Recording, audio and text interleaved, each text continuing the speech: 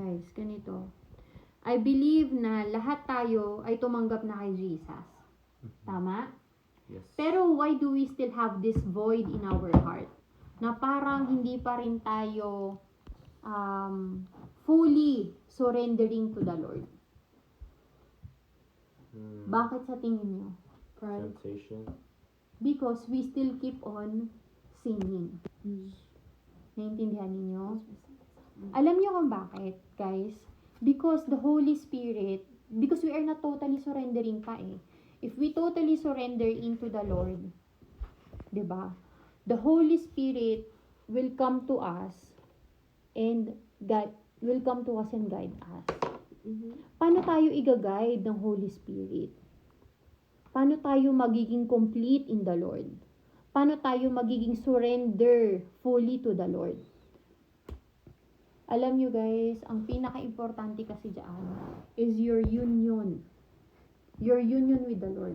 Kaya parang may kulang pa rin even if you accepted Jesus. Kasi ang totoong pag-accept kay Jesus is not just saying, I accepted Jesus.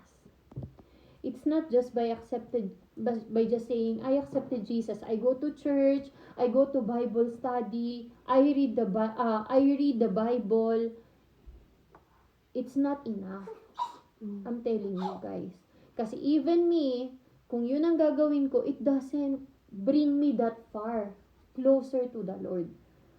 Ang totoong makakapagbigay sa inyo ng totoong experience and encounter of God is when you have this union already with Jesus. Yes, you believe that Jesus saved you. Pero bakit pag sinabi niyang, anak, huwag kang magsinungaling, hindi mo ginagawa? Do you really believe? Balik ko yung tanong, do you really believe Jesus then? If Jesus said, mahalin mo ang iyong kapwa, then why are you not doing that? So, ibig sabihin, we don't believe. Kasi, you only believe someone if you trust that person and do what he asks you to do. Because naniniwala ka na if he asks you to jump on that cliff, alam mong hindi ka masasaktan kasi alam mong never kanyang gugustuhin masaktan. Even if you jump on that cliff. Off that cliff? Yes. Naintindihan nyo? So ask yourself right now, yes, I accepted Jesus. Yes, I profess that I accepted Jesus. But do I really have this union? Did I really surrendered my life to Him? Kasi iba yun. Magkaiba yun at magkalayo yun. If you really surrendered your life to Him, and if you really believe in Him, then make a relationship with Jesus. Make an intimate relationship with Jesus. Because only your union with Jesus can make you complete. Huwag niyong sayangin yung ginawa niya sa cross para sa inyo just because you don't want to obey. Just because you don't want to trust Him. Naintindihan ninyo? What Jesus did on the cross is out of His love for you. Yung sobrang pagmamahal niya sa iyo na hindi naman niya kailangang masaktan. Ang sarap-sarap ng buhay niya. 'Di ba? Siya ay anak ng tatay niya, nasa heaven siya, 'di ba? And he is treated there well, 'di ba? Anak ka ng hari sa tingin mo hindi ka rerespetuhin doon. Siyempre lahat ng atensyon nasa iyo, 'di ba? Isipin mo kung prinsipe ka, lahat ng tao magbabaw sa iyo. Lahat ng tao gagalaw ka pa lang sasabihin na, ay, hindi ako nagagawa niyan. Hindi siya mahihirapan, hindi siya hayaang masaktan. Tama ba ako? Parang kami ni daddy ninyo sa inyo. Do you think we want you guys to get hurt? Diba hindi? Hindi. Never namin hihinging masaktan kayo. Pero, sa sobrang pagmamahal ng Diyos sa atin, diba? He allowed Jesus na masaktan ng mga tao. Para ano? Para lang ma-save tayo sa kasalanan natin. Now, if you really believe that Jesus really died for you to save you, then do not allow yung sacrifices niya na matapon lang sa wala. Tatandaan ninyo, kids, Jesus died for you. Jesus died for us. For each and every one of us. Do you think Jesus wants to talk to you today?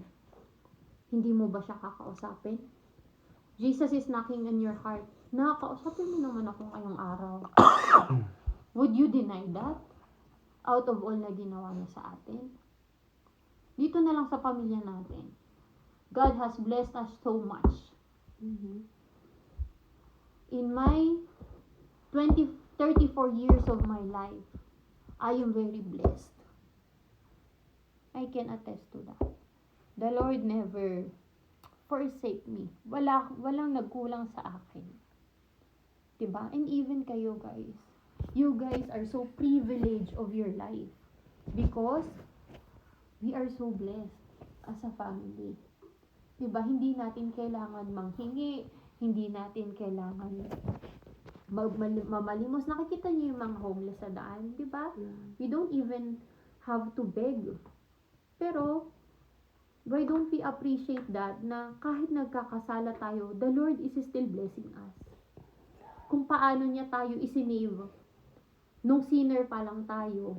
Kung gaano siya ka-willing i-save ka nung sinner ka pa lang, ganun pa rin siya ka-willing i-bless ka kahit patuloy kang nagkakasala.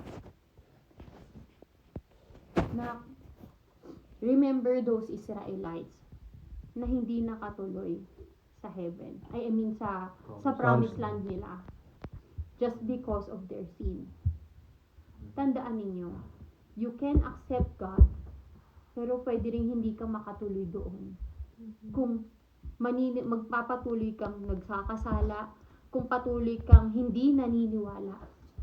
Tatandaan nyo, if you really believe, then you have to start working on your intimate relationship with Jesus.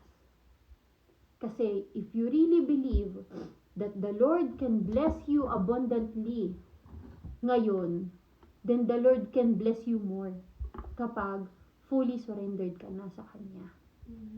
Naiintindihan ninyo? But, not just because of the blessing, diba? Na susunod tayo sa Kanya, but because we want to show Him how much we love Him as well. Naintindihan ninyo?